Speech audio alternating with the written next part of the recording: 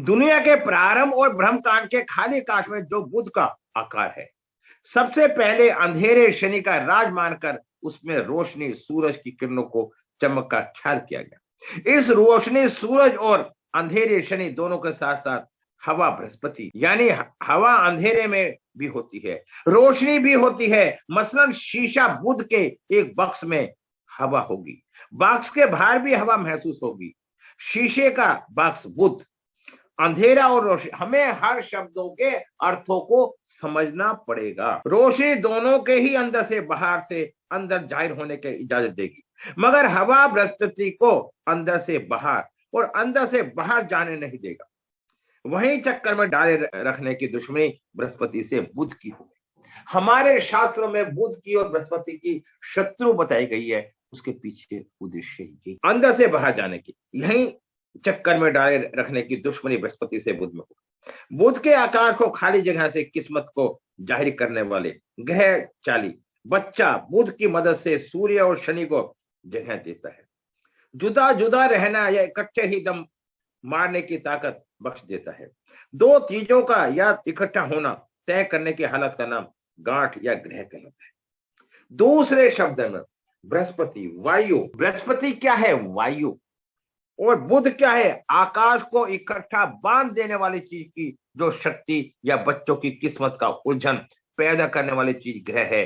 आत्मा व शरीर के झगड़े का स्वामी इंसान शरीर के भाव और उनके हर एक शक्ति कुंडली को 12 राशियों और 9 ग्रह चार को आपसे बराबरी लगाव झुकाव का पैदा किया हुआ असर किस्मत का करिश्मा भगवान का हुक्म कहलाता है।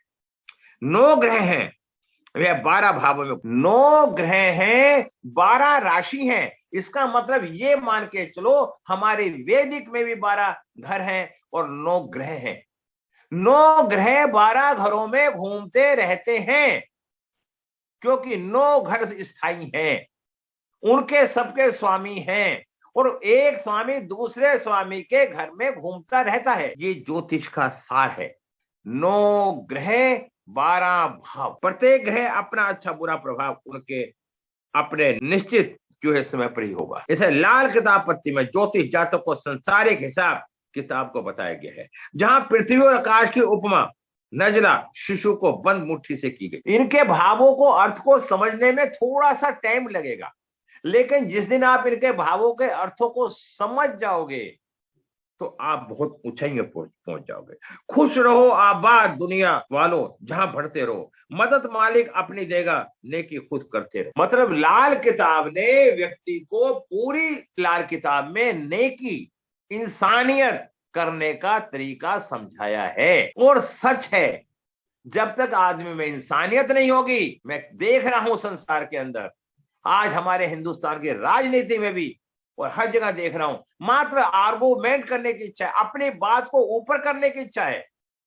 अगर बातों से कोई बड़ा होता तो बोलने वाले हजारों लोग होते हैं। जब तक ज्ञान की गंगा आपके अंदर नहीं बहेगी, आप कहीं नहीं जा पाओगे। सारा खेल बुध के ऊपर है, बुध ज्ञान। और बृहस्पति क्या है? ऑक्सीजन।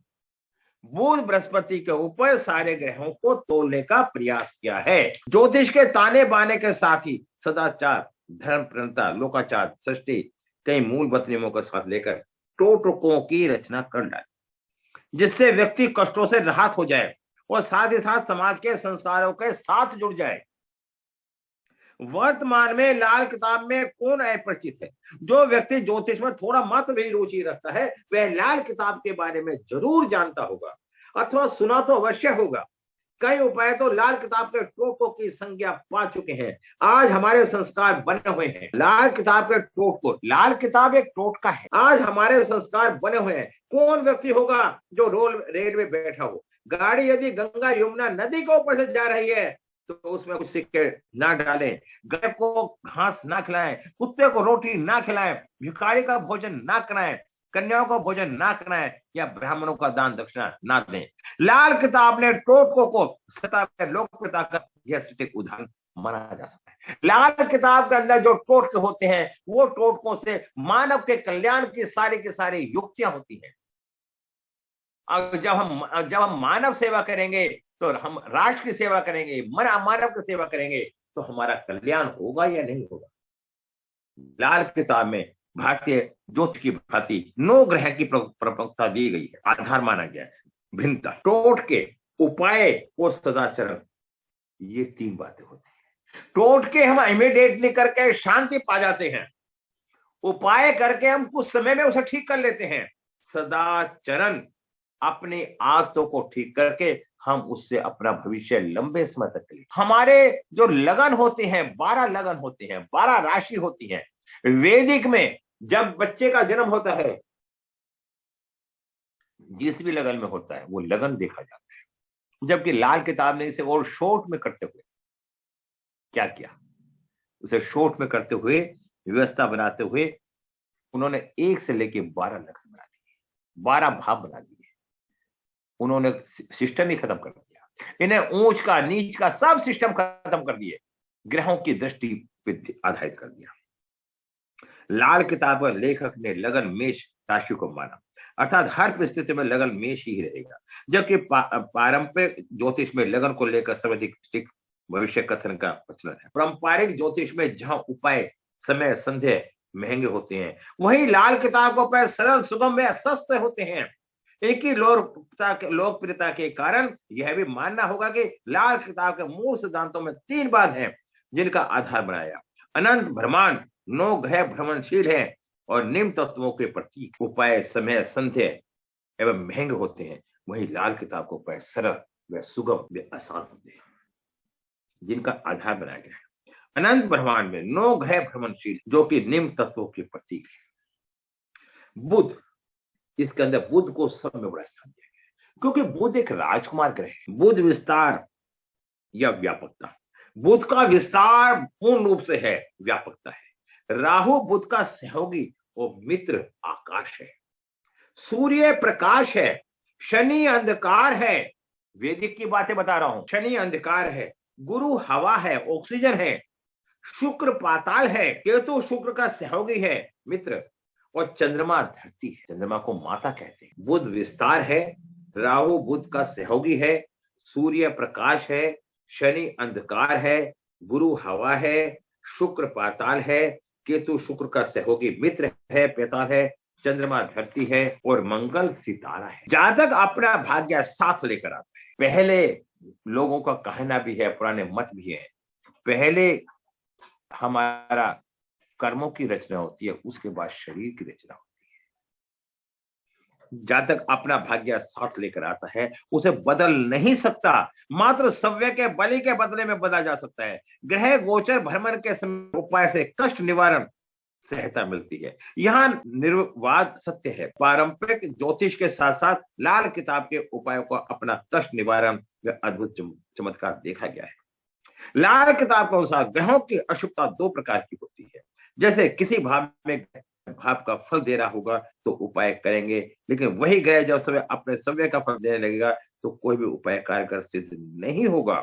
उपाय को भी 3 भागों में बांटा गया है। नंबर 1 जैसे टोटके, नंबर 2 उपाय सदाचरण।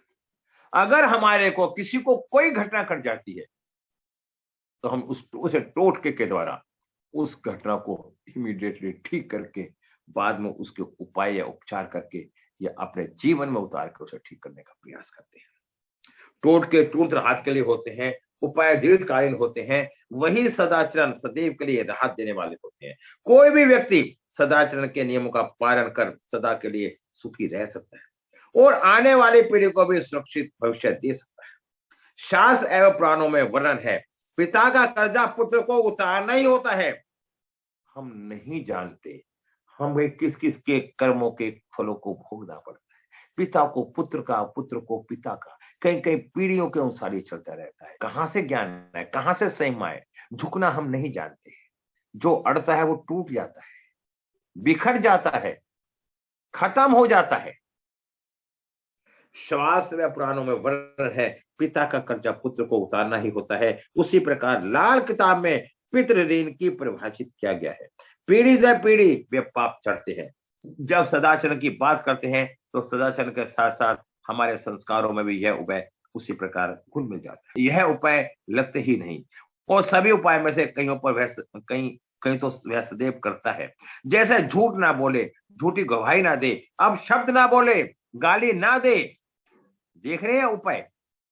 ये नहीं, अगर ना दे, ईश्वर पर विश्वास रखे, देवी देवताओं की पूजा करे, क्रूरता ना करे, मांसाहारी भोजन ना करे, शराब ना पिए, साफ सुथरे कपड़े पहने, दांत साफ रखे, सुख परिवार में रहे। जब दशा अंतर्दशा खराब होती है तो हम उपाय कर सकते हैं, उसका फल मिले या ना मिले, इन्हें थोड़ा सा बारीकी से हमें समझना ही पड़ेगा। यह उपाय लगता ही नहीं, सभी उपायों में से कई कहीं तो वैष्णदेव करता भी है।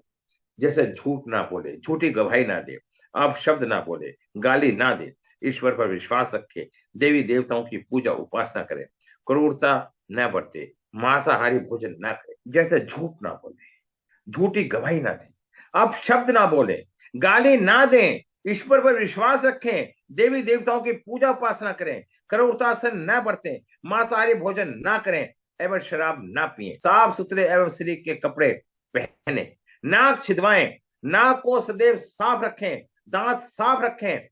अगर आपका नाक साफ होगा, आपके नस नाड़ियों में ऑक्सीजन सही जाएगी। जब नस नाड़ियों में ऑक्सीजन सही जाएगी तो आपका शरीर स्वस्थ रहेगा। जब हमारा नाक भरा रहेगा गंदगी से तो हमारी ऑक्सीजन की मात्रा नहीं जा पाएगी और हमारे अंदर बीमारियां बननी शुरू हो जाए। दांतों को फिटकरी से साफ करने के लिए कहते, लाल किताब में फिटकरी को तवे पे भून के उसका सुरमा सा बना के पाउडर बना के दांतों को साफ किया जाए तो उससे बुध ग्रह अच्छा होता है। और बुध ग्रह का कारण, आपको बुध ग्रह चेक करना है तो आप उसकी बहन बेटियों के बारे में पूछ लो, बुआओं के बारे में पूछ लो, उन रिश्तों में कमी दिखाई दी जाएगी। अगर किसी का, देखो बहुत कड़वे शब्द में बताता हूं, यदि किसी के बेटियां हैं, बेटा नहीं है, तो सूर्य या मंगल ग्रह खराब हो सकते हैं। और किसी का बेटा है और बेटियां नहीं है तो उसके बुध और शुक्र ग्रह खराब हो सकते हैं। सुख परिवार में रहें, पहले सुख में परिवार में रहते थे, सारे रिश्ते अपने आप ही ठीक हो जाते थे, ठीक है, लेकिन अब संयुक्त परिवार खत्म होते जा रहे हैं। अच्छा, कन्याओं को वस्त्र दें, भोजन आदि करवाएं, प्रसन्न रखें, बहन बेटियों को मिठाई आदि का उपहार दें, माता के तरह पत्नी की भी देखभाल करें, भाई की सेवा करें, परिवार का पालन करें, मुफ्त भोजन न लें, कभी भी मुफ्त की आदत मत डालें। जो लोग मुफ्त की आदत डाल लेते हैं उनका राहु खराब हो जाता है, और जो बार्गेनिंग की आदत डाल लेते हैं उनका शनि खराब। दक्षिण मुखी घर में ना रहे, घर की छत में छेद ना रखें। हलाल किताब बार बार एक बात और कहती है, आपके घर में गंदगी नहीं होनी चाहिए। अगर आपके घर में गंदगी है तो राहु का वास है।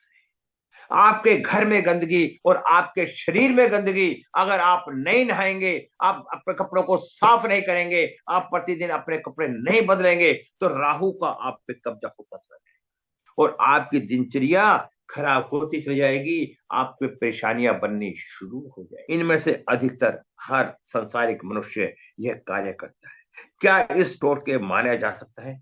लाल किताब के टोटके उपायों को इस प्रकार गूथा है जैसे हमारे समाज की नींव मजबूत हो जाए। भाईचारापन पे हमने उपायों के द्वारा भाईचारे को पनपने के लिए उपाधियां दी हैं, जिससे कि हमारे रिश्ते मजबूत हो जाए, आपस में प्रेम बढ़ जाए, धर्म संस्कृति बढ़ जाए, अंधविश्वास खत्म हो जाए और ईश्वर के प्रति विश्वास जगे। लाल किताब के उपाय में समाज का लाभ हो, जैसे आप बहते पानी में तांबे के सिक्के आदि बहा देते हैं तो पानी भी तो स्वच्छ होता है, पानी में जो जीवाणु होंगे उन्हें तांबा समाप्त कर देगा।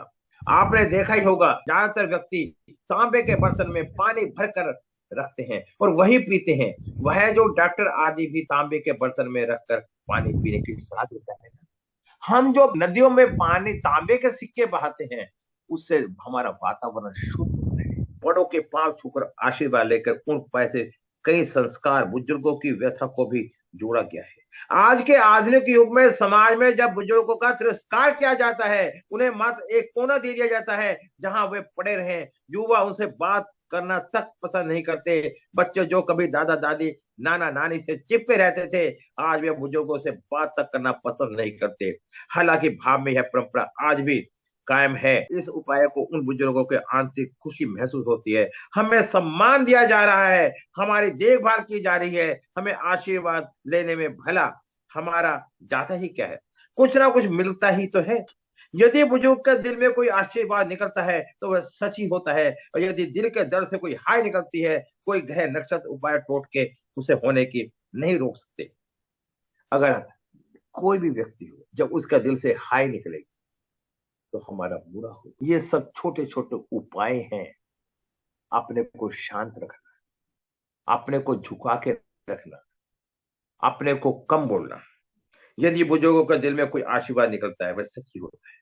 यदि दिल के दर्द से बाहर निकलती है तो कोई भी ग्रह नक्षत्र उपाय टोट के उसे होने को नहीं रोक सकता। सब वो नष्ट हो जाता है। ऋषि महर्षियों के आशीर्वाद से जहां हर कार्य होते थे, वही श्राप से व्यक्ति दर दर भटकता था। इस प्रकार पुराणों में कथा आप भूले नहीं होंगे। देवी देवताओं का पूजा उपासना करें। कौन सा घर ऐसा है जहां के निवासी वह नहीं चाहते होंगे कि हमारा बच्चा धर्म प्रेमी बने, धार्मिक विचारों वाला बने, पूजा करे, उपासना करे, मंदिर आदि में जाए और शराब ना पिए। हम अच्छे संस्कार दें, उनके संतान शराब पिए, मांसाहारी बने। लेकिन आज के आधुनिक युग में सभ्य का आधुनिक दिखाने के लिए व्यक्ति शराब पीता है, अपने को आधुनिक दिखाने के लिए मांसाहारी भोजन करता है। इन सब कुरीतियों के निवारण के लिए लाल किताब ने यह उपाय सुझाया गया है कि ताकि कई मुसीबत परेशानियों का कारण तो शराब ही बन जाती है। यदि शराबी व्यक्ति शराब छोड़ दे तो 100% समस्या स्वतः ही हल हो जाती है। लाल किताब ने शराब पीना मना करा है और लाल किताब वाले शराब पीने में मशहूर है। विकलांगों को भोजन दें। व्यक्ति लाचार है, खुद को रोजी रोटी नहीं कमा सकता, जैसे जीवित रह पाए। अतः उपाय द्वारा समाज में उस जीवित रहने के प्रति सावधानी बरते। मनुष्य के मन में मानवता, करुणता का भाव बना रहे, उसका प्रयत्न किया जाए। ये व्यक्ति को लाल किताब के बारे में बताने से पहले एक संदेश दे रहा हूं मैं कि लाल किताब क्या है। आप विश्वास करना,